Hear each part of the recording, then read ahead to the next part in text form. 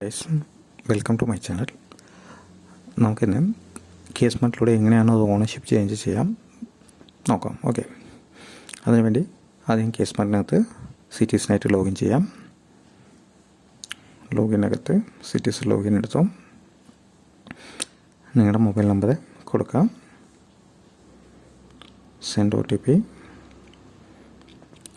T P നമുക്ക് enter ചെയ്ത് കൊടുക്കാം. സിറ്റീസിനായിട്ട് നമ്മൾ ലോഗിൻ ചെയ്തു. ഓണർഷിപ്പ് ചേഞ്ച് ചെയ്യാൻ വേണ്ടിയിട്ട് ന്യൂ ആപ്ലിക്കേഷനകത്ത് പ്രോപ്പർട്ടി ടാക്സ്, ബിൽഡിംഗ് സർവീസസിനകത്ത് ഓണർഷിപ്പ് ചേഞ്ച്, ഇതാണ് ഓണർഷിപ്പ് ചേഞ്ച് ചെയ്യാനുള്ള ഓപ്ഷൻ. നമ്മളാദ്യം ഓണർഷിപ്പ് ചേഞ്ച് ചെയ്തു. ഇത് വെച്ചിട്ടാണ് നമ്മൾ ഓണർഷിപ്പ് ചേഞ്ച് ചെയ്യുന്നത്. ഒരു വ്യക്തി വേറെ പുതിയതായിട്ട് സ്ഥലം മേടിച്ചാണെങ്കിൽ ഇൻറ്റിമേഷൻ ഫ്രം വൺ പാർട്ടി വന്ന് അയാൾക്ക് കൊടുക്കാം. അയാൾ മാത്രമായിട്ട് അയാളുടെ ഇതോടുകൂടി നമുക്ക് എന്ത് ചെയ്യാം, ഓണർഷിപ്പ് ചേഞ്ച് ചെയ്യാം.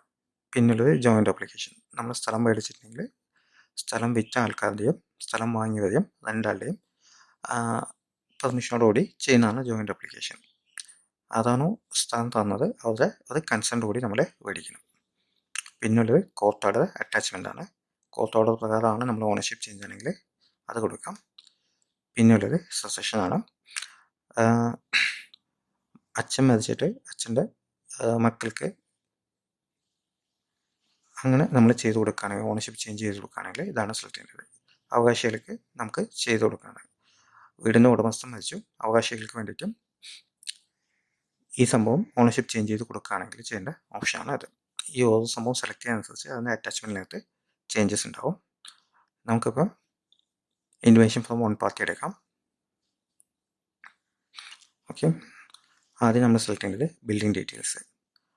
ഇത് ഏത് പഞ്ചായത്തിലാണ് നമ്മുടെ ബിൽഡിംഗ് ഉള്ളത് നമുക്ക് നോക്കാം. അതാണ് നമ്മൾ പാലക്കാട് നമ്മുടെ പഞ്ചായത്ത് സെലക്ട് ചെയ്ത് കൊടുക്കാം. മുനിസിപ്പാലിറ്റി ആണെങ്കിൽ മുനിസിപ്പാലിറ്റി, പഞ്ചായത്താണെങ്കിൽ പഞ്ചായത്ത്, ഏത് ലോക്കൽ ബോഡി വെച്ച് കഴിഞ്ഞാൽ അതിനകത്ത് നമുക്ക് സെലക്ട് ചെയ്ത് കൊടുക്കാം. ബിൽഡിംഗ് നമ്പർ കൊടുക്കാം, വാർഡ് നമ്പർ കൊടുത്തോ ബിൽഡിംഗ് നമ്പർ കൊടുത്തോ സെർച്ച് ചെയ്യാം. സെർച്ച് ചെയ്യുമ്പോൾ അവിടെ നമ്മുടെ ബിൽഡിംഗ് ഡീറ്റെയിൽസ് കാണിക്കും. അതിൻ്റെ കൂടെ തന്നെ ടാക്സ് ഡ്യൂ അങ്ങനത്തെ സംഭവം ഇവിടെ കാണിക്കുന്നുണ്ട്. ഈ ടാക്സ് ഡ്യൂ 0 ആയിരിക്കണം, എന്നാൽ മാത്രമേ നമുക്ക് ഓണർഷിപ്പ് ചേഞ്ച് ചെയ്യാൻ പറ്റുള്ളൂ. എന്തെങ്കിലും ടാക്സ് പെൻഡിങ് ഉണ്ടെങ്കിൽ നമുക്ക് ഇതുപോലത്തെ സർവീസുകൾ ചെയ്യാൻ സാധിക്കത്തില്ല. ആദ്യം നമ്മൾ എങ്ങനെ ഇതിൻ്റെ ടാക്സ് അടയ്ക്കണം, ടാക്സ് അടച്ചിട്ട് വേണം സർവീസ് കൊടുക്കാനായിട്ട്. ഓക്കെ, ഓൺലൈനിൽ തന്നെ നമുക്ക് ടാക്സ് അടയ്ക്കാൻ പറ്റും. ടാക്സ് അടയ്ക്കാം. നമ്മളിപ്പോൾ ഈ ഒരു വ്യക്തിക്ക് ഒന്നിക്കൂടെ ബിൽഡിംഗ് ഉണ്ട്, ഇതെല്ലാം കൂടെ ഒരുമിച്ച് ചേഞ്ച് ചെയ്യുന്നുണ്ടെങ്കിൽ നമുക്ക് ഇതേപോലെ സെലക്ട് ചെയ്യാൻ പറ്റും.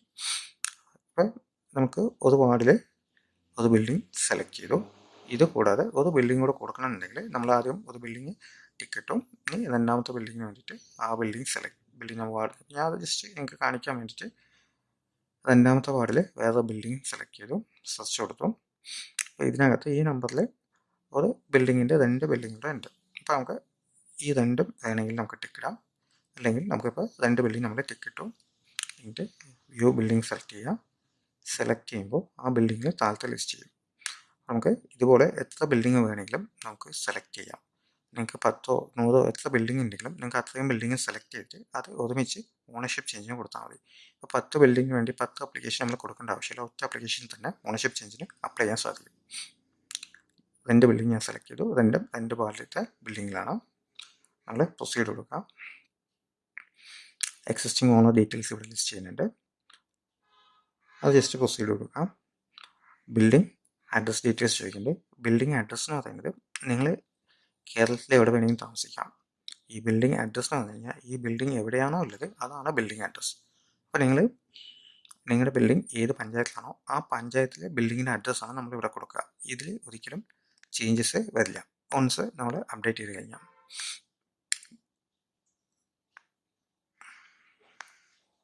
നമ്മൾ ആദ്യത്തെ ബിൽഡിങ് സെലക്ട് ചെയ്യാം. സെലക്ട് ചെയ്തിട്ട് അവിടെ എഡിറ്റ് ക്ലിക്ക് ചെയ്യാം. അവിടെ ബിൽഡിംഗ് അഡ്രസ് ഡീറ്റെയിൽസും നമുക്ക് ആഡ് ചെയ്ത് കൊടുക്കാൻ പറ്റും. അവിടെ അഡീഷണലായിട്ട് സ്റ്റാർ ഇട്ടിട്ടുള്ള ഡീറ്റെയിൽസിൽ മാത്രം നമ്മൾ നിർബന്ധിച്ച് കൊടുക്കുക. അപ്ഡേറ്റ് അഡ്രസ് കൊടുക്കാം. അതുപോലെ നമ്മൾ ആദ്യത്തെ ബിൽഡിംഗ് ചെയ്തു, അടുത്തത് സെക്കൻഡ് ബിൽഡിംഗ് ആണ്. നമ്മൾ രണ്ടാമത്തെ ബിൽഡിംഗ് സെലക്ട് ചെയ്യുക. സെലക്ട് ചെയ്തിട്ട് അതും എഡിറ്റ് കൊടുക്കുക. അതും നിങ്ങളുടെ അഡ്രസ്സ് എഡിറ്റ് ചെയ്ത് ആഡ് ചെയ്ത് കൊടുക്കുക.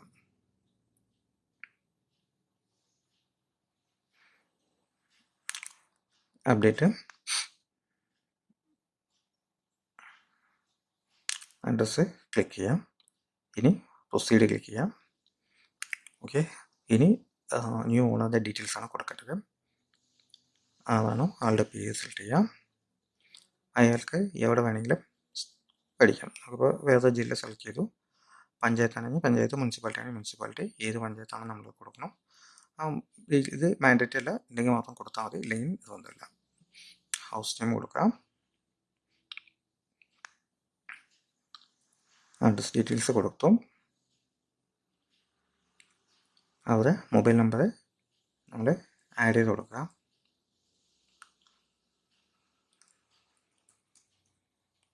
ഓക്കെ, ഇവർക്ക് do you have A Aadhaar എന്ന് ചോദിക്കുന്നത്.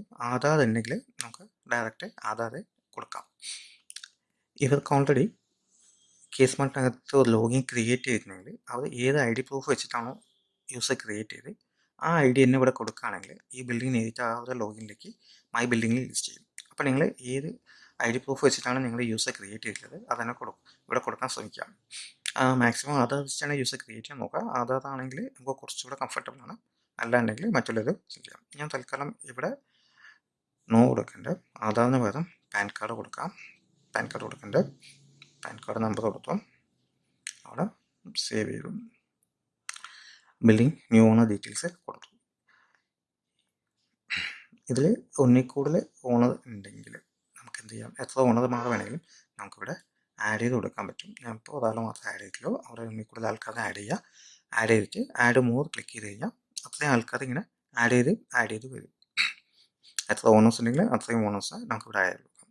നമുക്ക് എത്ര ബിൽഡിംഗ് വേണമെങ്കിൽ സെലക്ട് ചെയ്യാം. ഒറ്റ ആപ്ലിക്കേഷൻ തന്നെ ആ എല്ലാ ബിൽഡിങ്ങിനും എത്ര ഓണർമാരുണ്ടോ അത്രയും ഓണേഴ്സ് നമുക്കിവിടെ ആഡ് ചെയ്ത് കൊടുക്കാം.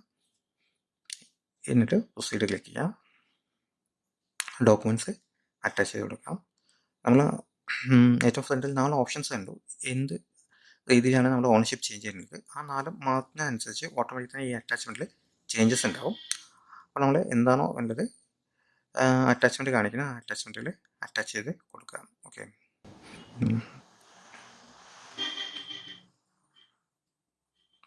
കൃത്യമായിട്ടുള്ള ഫയലുകൾ അറ്റാച്ച് ചെയ്ത് കൊടുക്കാം. ടൈറ്റിൽ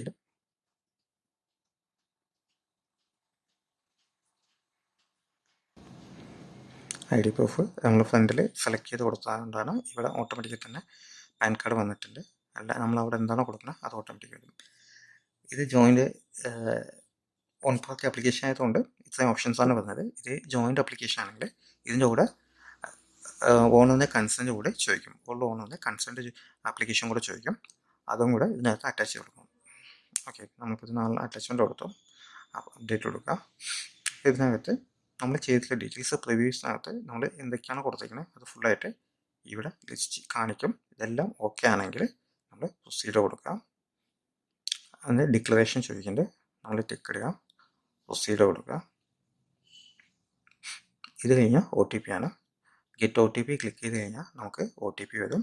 ആ OTP നമ്മളിവിടെ ആഡ് ചെയ്ത് കൊടുക്കുക. കൊടുത്ത് സബ്മിറ്റ് ചെയ്ത് കഴിഞ്ഞാൽ ഈ ഫയല് പഞ്ചായത്തിലേക്ക് സബ്മിറ്റ് ചെയ്യും. ഓക്കെ, ഇങ്ങനെയാണ് ഒരു ആപ്ലിക്കേഷൻ നമ്മൾ പഞ്ചായത്തിലേക്ക് സബ്മിറ്റ് ചെയ്യാം. വൺസ് ഫയൽ സബ്മിറ്റ് ചെയ്ത് കഴിഞ്ഞാൽ അവിടെ വെരിഫൈ ചെയ്ത് അപ്രൂവ് ചെയ്ത് കഴിഞ്ഞാൽ നമ്മുടെ ഓണർഷിപ്പ് ചേഞ്ച് ആവും. Okay, thank you.